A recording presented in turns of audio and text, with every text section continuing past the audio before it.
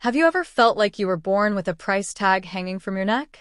Not love, not pride, a number, A debt. that's what being in my family felt like. My name is Elena Ward. I turned 32 last spring, and for as long as I can remember, I've lived in the shadow of my sister, Marissa. She was 3 years older, the family jewel, the golden child who sparkled at every dinner table. Perfect grades, perfect marriage, perfect children. And me? I was fine. Not dazzling, not disastrous. Just fine. I stayed single, built my career, paid my bills on time, and rented a quiet apartment where no one asked when I was finally going to start my life. I had savings, investments, security. But in my family's eyes, those things didn't count.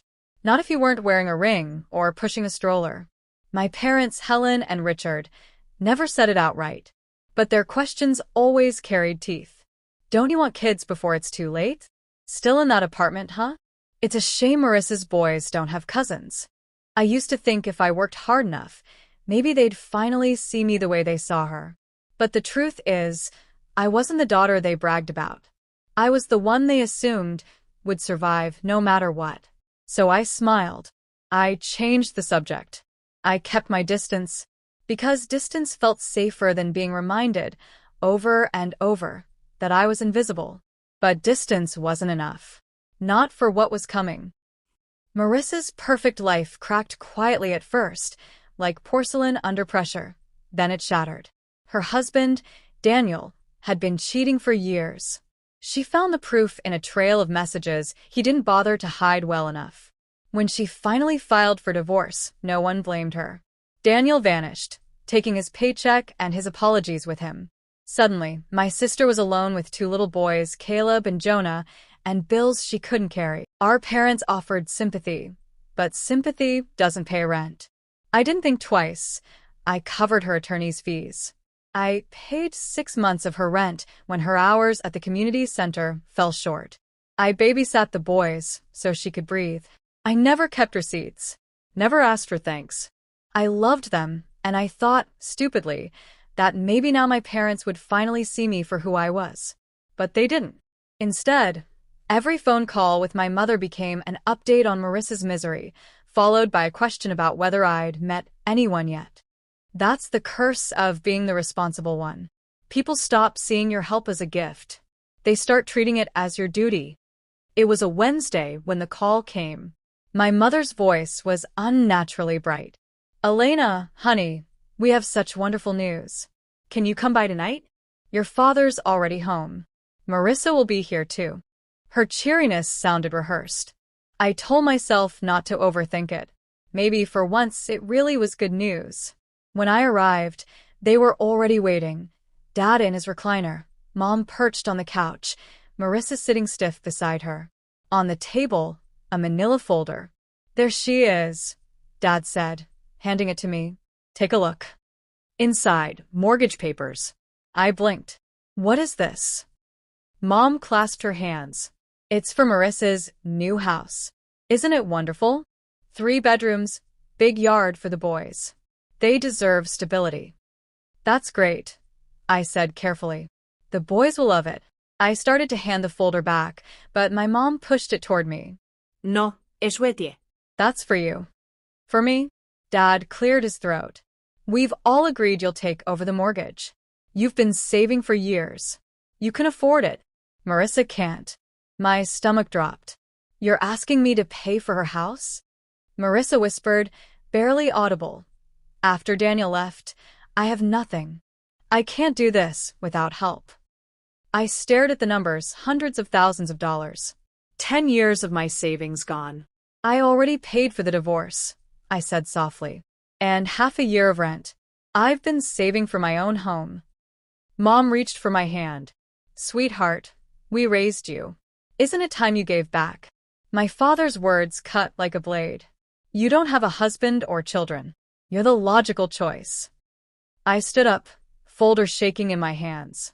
"This isn't help. This is manipulation." I left the papers on the table and walked out before I could scream.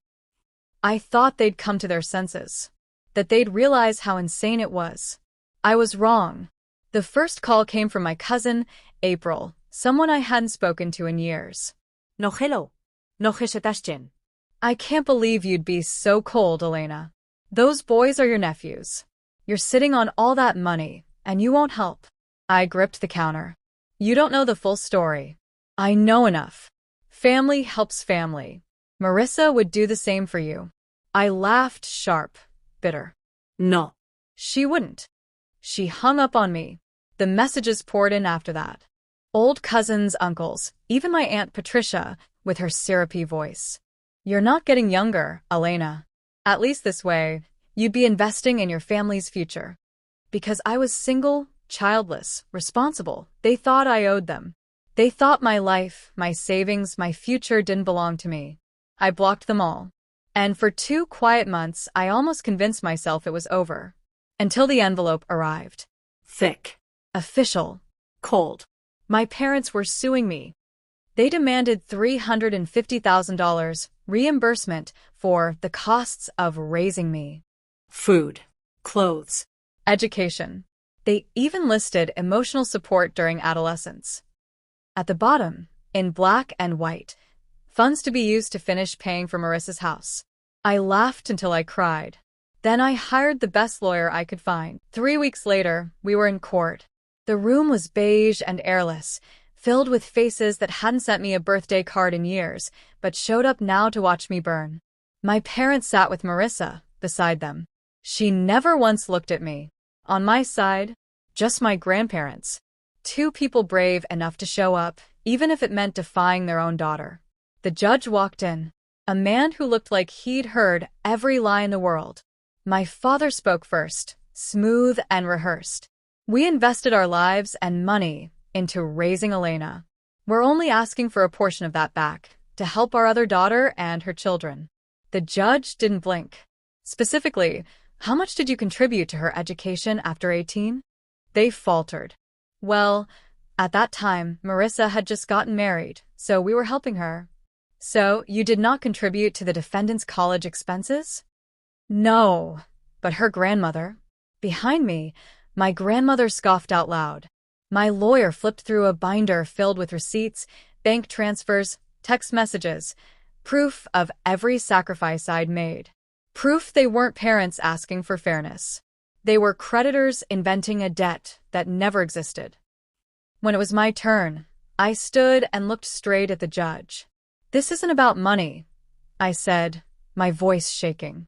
This is about control. About punishing me for not living the life they wanted. For not being my sister. And if I give in now, they will own every decision I ever make again. Silence stretched heavy over the courtroom. For the first time, my parents looked small. I won't tell you how the case ended. Maybe you already know. Maybe it doesn't matter. What matters is this. Family isn't supposed to feel like a noose around your neck. And love shouldn't come with an invoice. So let me ask you, if your family demanded everything you worked for, would you give in, or would you finally walk away?